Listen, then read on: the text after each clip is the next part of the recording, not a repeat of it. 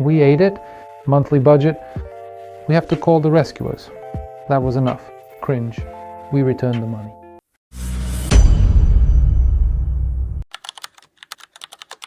There's no hiding the truth. Such projects exist.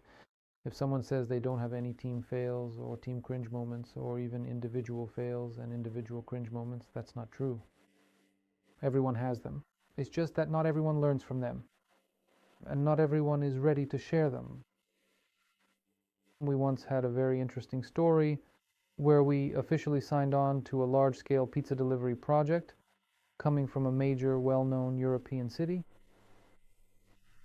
And the truly unique aspect of this project was that the client wanted to scale the project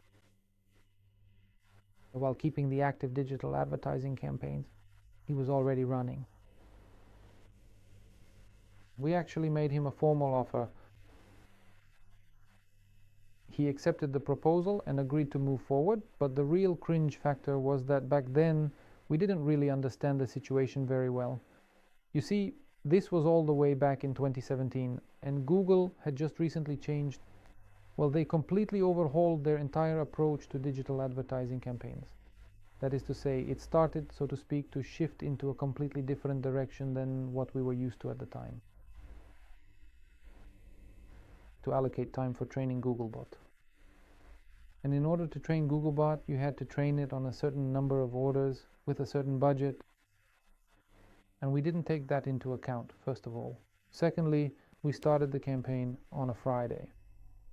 And you should never start campaigns on a Friday, because if something goes wrong, you won't be able to stop the whole thing. We launched the campaign on Friday, and over the weekend we burned through it. The monthly budget during the training phase, so to speak, on training Googlebot. And that was enough. It was pretty cringe. That was one such case. Of course, we haven't repeated it since then, because otherwise we wouldn't exist as an agency anymore. The client was very dissatisfied with all of it. We failed to properly align our overall management of expectations with them, primarily due to the fact that the process had not been worked through quite thoroughly enough. And that was enough. Cringe. We refunded the money, but nothing like that has happened again. But that was enough. It was a telling moment about expectation management. So, what is truly essential here?